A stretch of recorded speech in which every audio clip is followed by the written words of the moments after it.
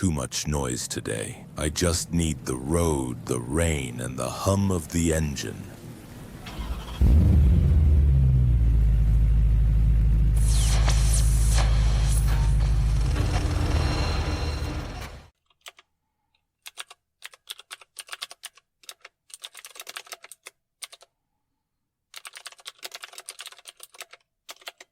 Have you ever felt like there's a part of you don't really understand? Like, you're not sure who you really are anymore? I've been there too. Let me share something with you. Maybe it'll help you see things a little clearer. There was a time when I thought I was just bad at relationships. I was kind, attentive, always trying to do the right thing, but somehow I always ended up drained, confused, or walking away with this heavy weight of guilt that didn't feel like mine. I couldn't explain it. On the outside, things looked normal. We'd talk, disagree, apologize, move on. But something always felt off. It wasn't until much later that I realized what was happening. And honestly, I wish someone had told me sooner. How subtle, how invisible manipulation can be. Not the loud, dramatic kind from movies, but the quiet type, the kind that dresses itself up in care, concern, or even love. That's what makes it so dangerous. It blends in. You don't question it because it doesn't look like control. It feels like something might be wrong with you. The turning point came after one conversation I had with someone I trusted. They used this phrase, so casual, so ordinary, but it landed like a punch. And not because it was loud or aggressive. It was calm, even gentle. But something in me tightened and I didn't know why. Later that night, I kept replaying it in my mind. I'm just being honest with you. That's all they'd said. Nothing more. But my stomach was in knots and I couldn't sleep. It wasn't until days later that it hit me. They weren't sharing truth. They were hiding behind it. That phrase was a mask, a way to say something hurtful and still walk away feeling righteous. That's when I started to dig deeper. I read, I reflected, I listened to others, to myself. And I came across the work of Carl Jung. His ideas about manipulation, shadow projection, and subconscious influence, they made my whole past light up like a crime scene. Suddenly, I could see it, not just in that one person, but in so many little moments I'd brushed off, moments where I had given away pieces of myself because something told me to doubt my own reality. Jung once said that what you resist not only persists, but grows in size. I'd resisted seeing what was really going on because it was more comforting to believe that everyone meant well, that love was enough, that good intentions excused everything else. But that's not how life works. Sometimes people hurt you in the name of love.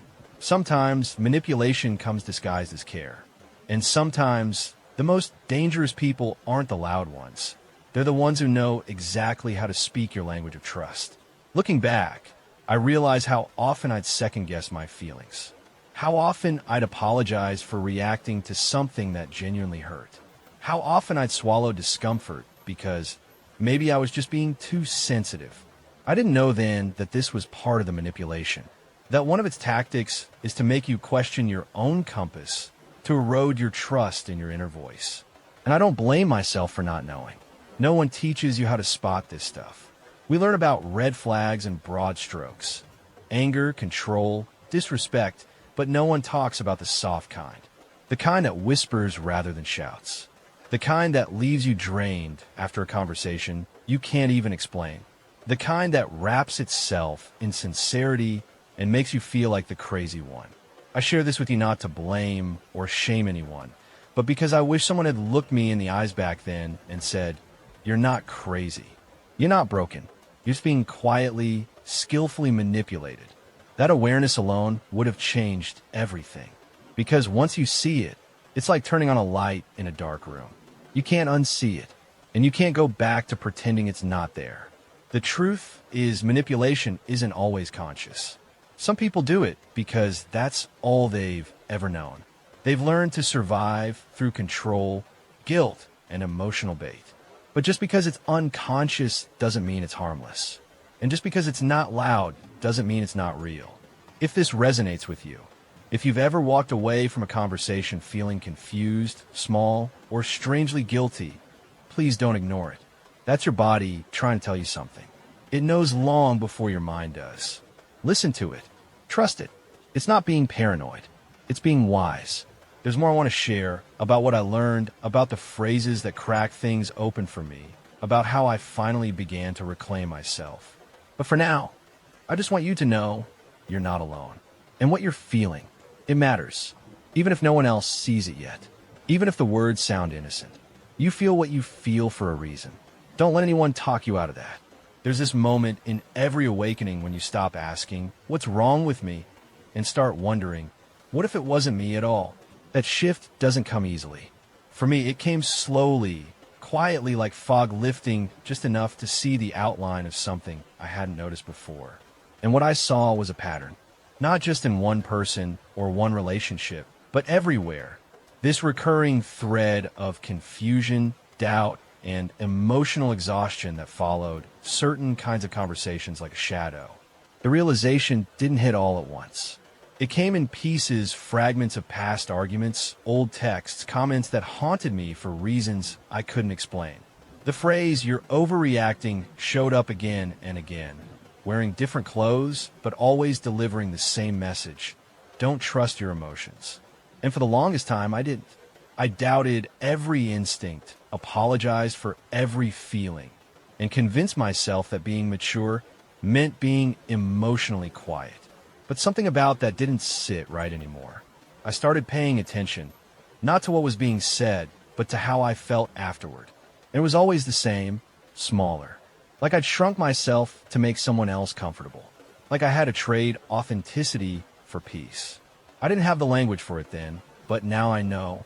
I was being gaslit. Carl Jung never used that word. It came into popular language much later, but he understood the mechanism. He spoke of shadow projections, of how people unconsciously cast their own unacknowledged feelings onto others. When someone says, "you're just being dramatic," what they often mean is, "your feelings are too much for me, and instead of owning my discomfort, I'll make it your flaw." And I believe them. I believed that my sadness was excessive, that my boundaries were unreasonable, that my needs were burdensome. Because manipulation doesn't always come with malice.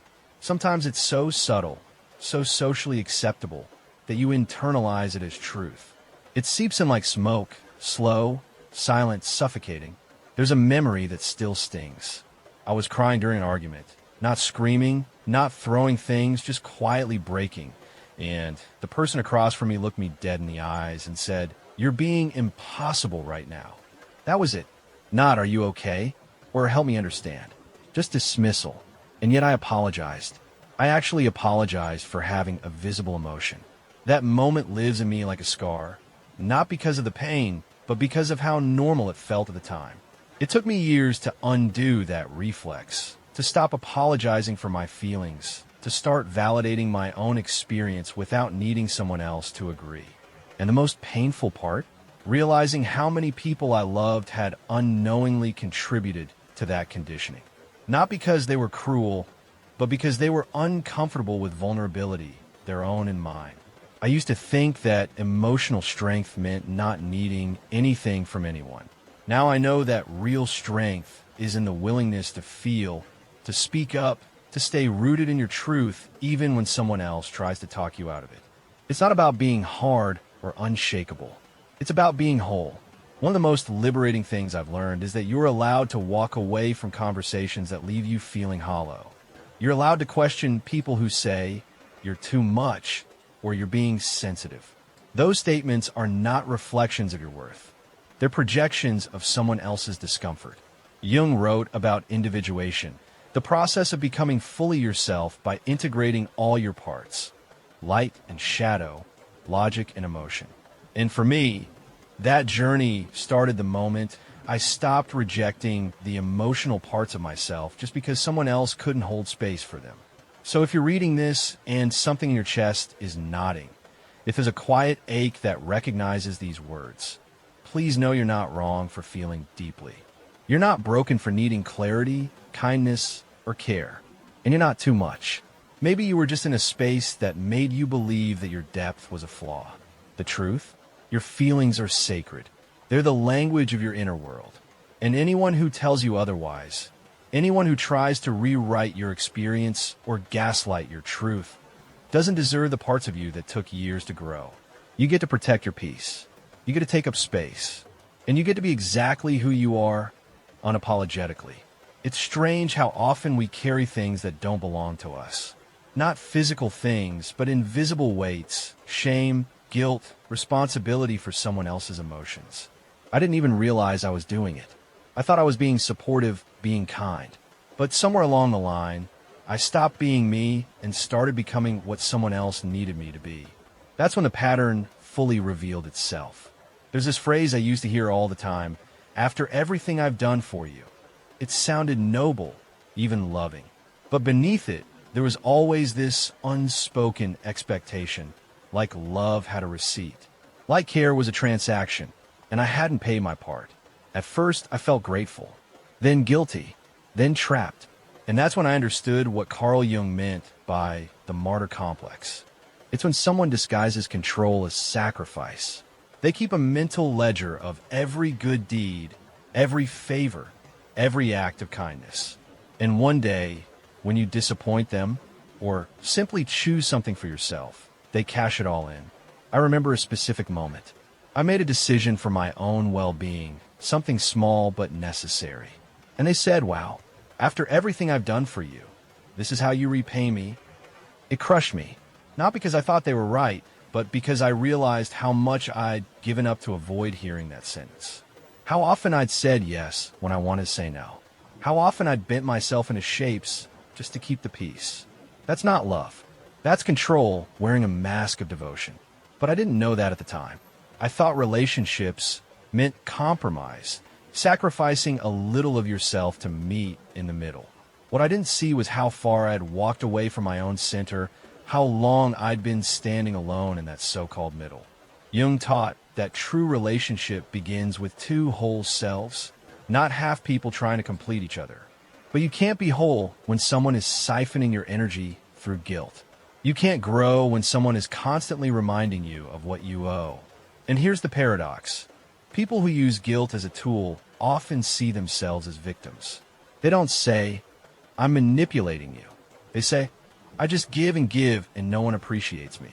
And part of you wants to comfort them.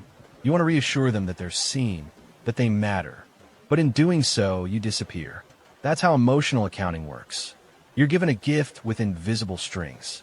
And those strings wrap around your decisions, your freedom, your identity. Until one day you look in the mirror and don't recognize the person staring back. I carried that guilt for years. Every time I put myself first, I heard an inner voice whispering, you're being selfish. But it wasn't my voice. It was planted there by someone who wanted me to feel small so they could feel big. Someone who needed to be needed. Not in a loving way, but in a way that gave them purpose through your dependence. Healing, for me, started when I gave myself permission to disappoint people. That sounds harsh, I know, but it was revolutionary. I stopped explaining every no. I stopped apologizing for not living according to someone else's emotional math. I started honoring the truth that love, when real, doesn't come with a balance sheet. I want to say this to you because maybe no one else has. You don't owe anyone your silence, your compliance, or your constant availability, no matter what they've done for you. Kindness doesn't mean becoming a container for someone else's unmet needs. Love doesn't mean disappearing so they can shine. There's a difference between generosity and self-erasure. One comes from fullness, the other from fear. If someone uses the past to control your present, that's not connection, that's captivity. And you don't have to stay in that dynamic to prove you're a good person. You already are. So if this is something you've lived, if guilt has been a leash around your decisions, if after everything I've done echoes in your memory, please hear this. You are not ungrateful. You are not unkind. You are finally waking up. And waking up means seeing that true love doesn't keep score. It gives and lets go. It trusts and doesn't tally. It asks for respect, not repayment. And it never, ever demands that you shrink. There's a kind of pain that's harder to name than sadness or anger. It's the quiet ache of being blamed for someone else's chaos. I didn't notice it right away. At first, I thought I was just being compassionate. I thought, if they're hurting, maybe I did something wrong. But over time, I started to see the pattern. No matter what went wrong, it was always somehow my fault. You made me do this. That's what they'd say. Not in a loud, dramatic way. Sometimes it was soft, almost tender. I wouldn't have said that if you hadn't pushed me. Or, you know how I get when I'm upset. You should have just left it alone. And every time I believed it, I replayed the scene in my head, searching for where I might have misstepped, what I should have said differently, how I could have avoided the outburst. But here's the truth I wish I'd known sooner. Adults are responsible for their own actions. No one makes anyone else explode. No one causes someone to lie, cheat, belittle, or hurt. And when someone tells you otherwise, what they're really doing is handing you their shame and asking you to carry it. Jung called this projection. It's when someone can't or won't face the parts of themselves they dislike, so they pin them onto someone else. Their fear becomes your fault. Their anger, your provocation. Their cruelty, your punishment for being too difficult, too emotional, too much. Once, after a particularly tense moment, I found myself apologizing just to stop the storm.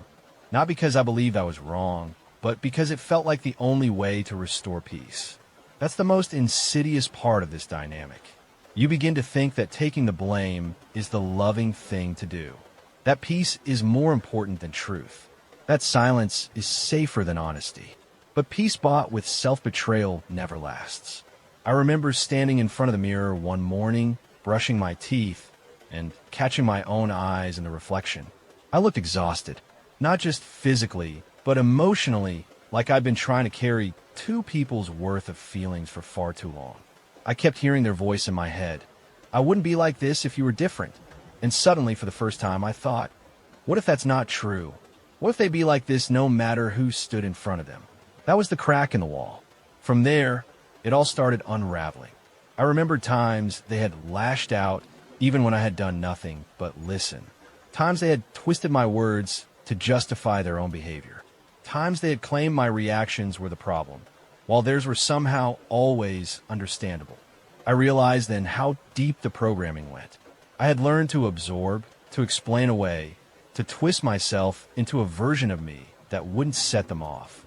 But that version wasn't real. It was a survival mask. And wearing it cost me parts of myself I didn't even know I was losing.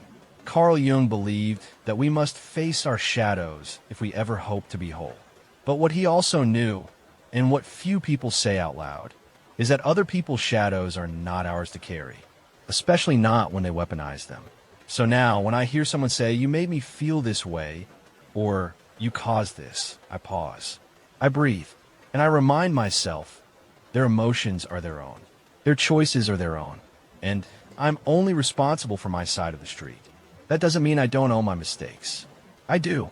But owning your actions is not the same as owning someone else's rage, fear, or emotional immaturity. That's not compassion. That's codependency. And it's not love. It's control disguised as connection. If any of this feels familiar, if you've been blamed for someone's temper, guilt into silence, or made to feel responsible for someone's emotional state, I want you to know that you're not crazy. You're not broken. You're not the problem. You're just standing in the aftermath of someone else's unresolved war. And the most powerful thing you can do is refuse to fight battles that aren't yours. Walk away. Reclaim your space. Speak your truth, even if your voice shakes.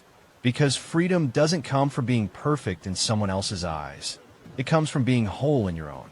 There's something especially cruel about love being turned into a condition.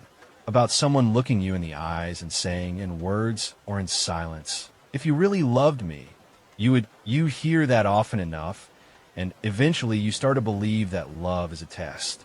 That affection has to be earned through sacrifice. That loyalty means obedience. I didn't see it at first. Those moments felt emotional, passionate even, like they just needed reassurance, like their requests were rooted in love. But there's a line between asking for emotional closeness and demanding submission. And when that line gets crossed over and over, it begins to blur. The first time I heard it was almost innocent. If you cared, you'd be here. It sounded logical, but I was exhausted. I'd already changed my schedule, rearranged my priorities, done more than I should have. Still, it wasn't enough. The next time, it was if you loved me, you'd support me without question. And by then, I had started measuring my love by how often I said yes, even when it cost me. That's not love. That's emotional blackmail. Carl Jung warned us about this dynamic. He spoke of how people use love, our deepest need for connection, acceptance, belonging, as a lever, a way to extract compliance under the guise of closeness. When someone weaponizes love, they're not loving you. They're controlling you through your longing to be loved back. The thing is, love doesn't demand the erasure of self. It doesn't ask you to betray your values or silence your voice just to prove your heart. If anything, real love wants your truth. It celebrates your autonomy. It welcomes your no as much as your yes. But when someone says, if you loved me, you would, they're rewriting that truth. Suddenly, love has rules. You have to pass the test. And each time you do, the test changes. I can't tell you how many times I twisted myself into someone else's version of loving. I stayed silent when I wanted to speak. I gave when I had nothing left. I apologized for having boundaries. I tried to prove that I was good enough to be chosen. And maybe the hardest part was that I truly believed I was being kind, that this was maturity. That compromise meant sacrificing myself without question. It wasn't until I looked at myself, tired, anxious, disconnected from my own needs, that I saw the truth. I wasn't in a relationship. I was in a performance. And the role I'd been given was the ever-giving, ever-pleasing version of love. That's not sustainable. And it's not real. When Jung talked about individuation, about becoming your full self, he understood that real connection only happens between whole people, not between a controller and someone who's been convinced they must earn their worth. It took me a long time to realize I didn't have to keep proving myself. That love isn't about doing things to avoid abandonment.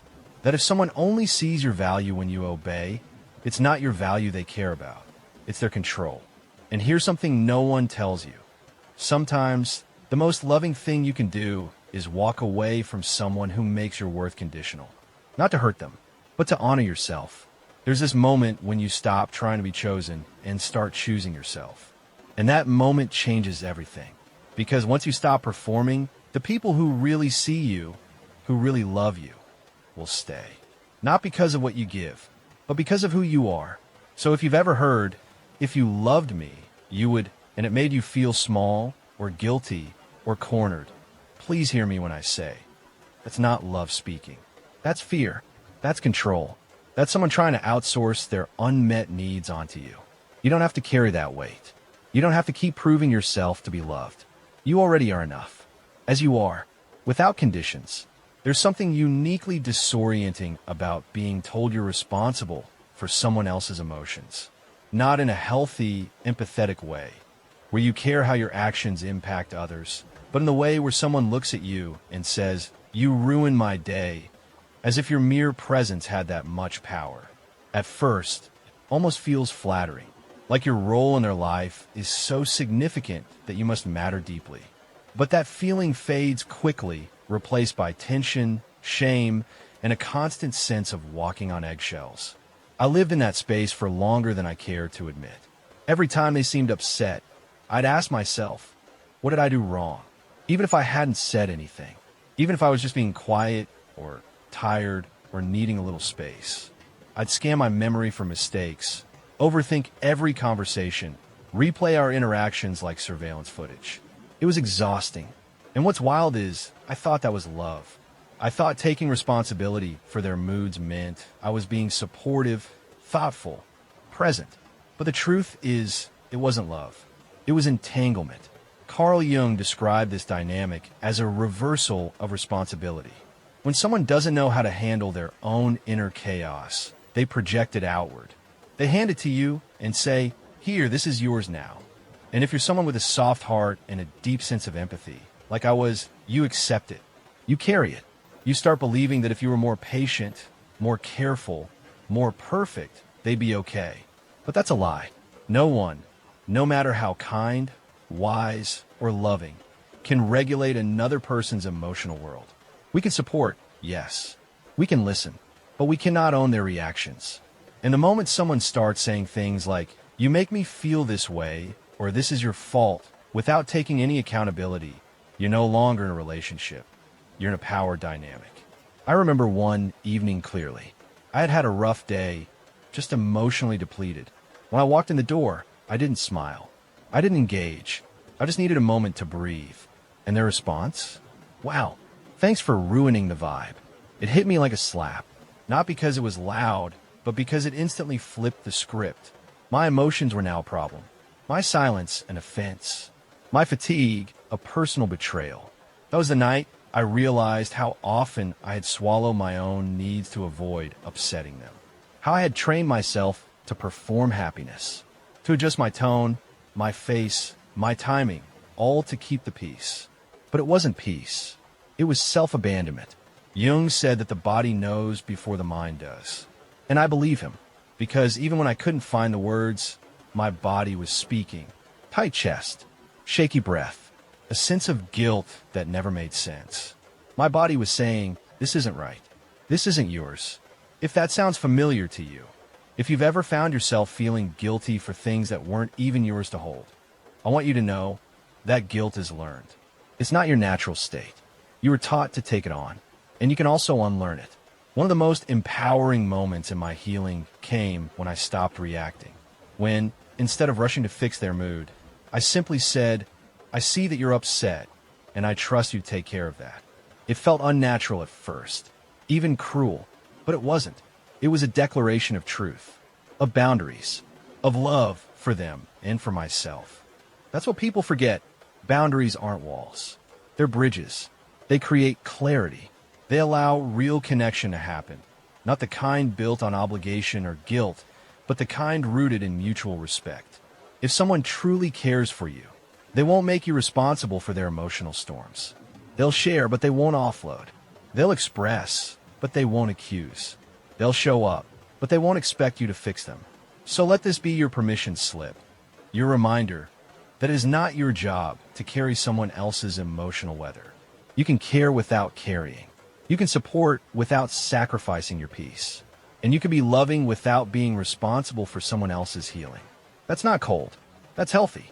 That's real. And it's how love survives without turning into bondage. There's a silence that follows awakening. Not the kind that's peaceful, but the kind that's heavy, like standing in the wreckage of something you thought was real, only to realize it was built on illusion. That silence came for me after I began seeing the patterns clearly. After I stopped explaining them away. After I stopped pretending that love should feel like guilt or loyalty should feel like shame. The hardest part wasn't spotting manipulation in strangers or distant acquaintances.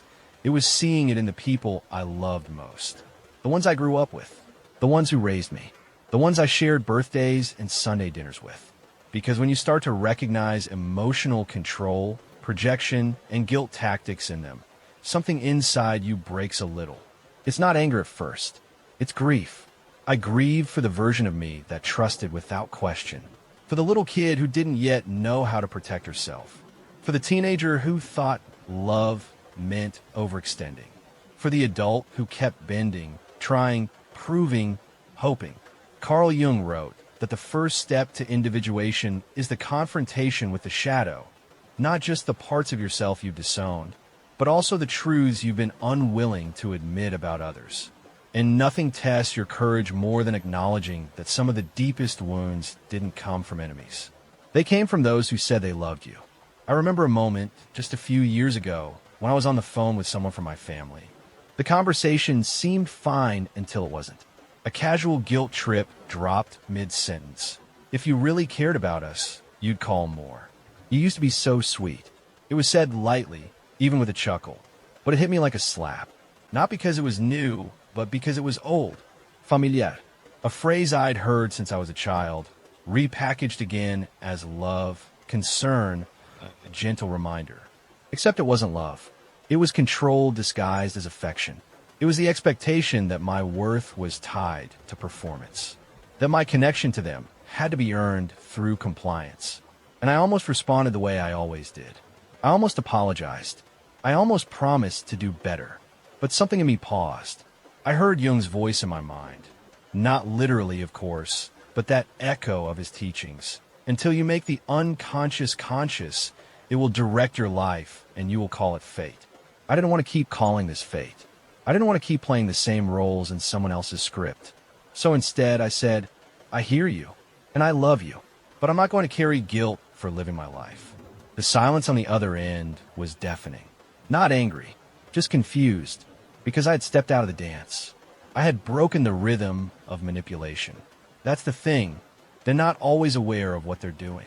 Jung believed that most manipulative behavior comes from unconscious pain, fear, and unresolved inner conflict.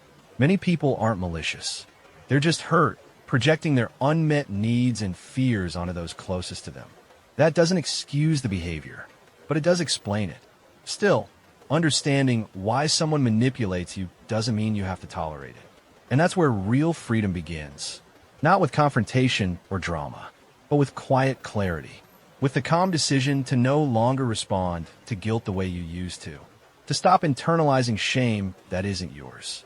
To let go of the belief that proximity equals obligation. What happens next isn't easy. You lose some people. Or maybe you don't lose them, but the relationship shifts. You become different, colder, distant. But in truth, you're not colder, you're clearer. You're no longer available to be controlled by hidden contracts and emotional debts. And the irony? Some of those very same people, once they realize their old tools no longer work, begin to meet you with more honesty, with more respect. Not always, but sometimes. Because your clarity becomes an invitation. I will love you, but I will not lose myself to do it. So if you're feeling the weight of seeing someone you love in a new, painful light, if you're grieving the fantasy of what the relationship could have been, if you're standing in that heavy silence, I just want to say, you're not alone. This pain has a purpose. It's the birthplace of your boundaries, the soil from which your authenticity will grow, and the space where the truest versions of love, mutual, free, unconditional, can finally take root. Let the silence come. Let clear the noise. Because on the other side of that silence is you. I used to think that strength meant having the perfect comeback, saying the right thing at the right time, catching the manipulator in the act, and calling them out with clarity and fire. But that's not what real strength looks like, not for me, and probably not for most of us. Real strength is quieter. It's the moment you don't respond the way you used to. It's when you feel the pull to justify yourself, to fix, to prove, and instead, you breathe. You stay still. You choose yourself.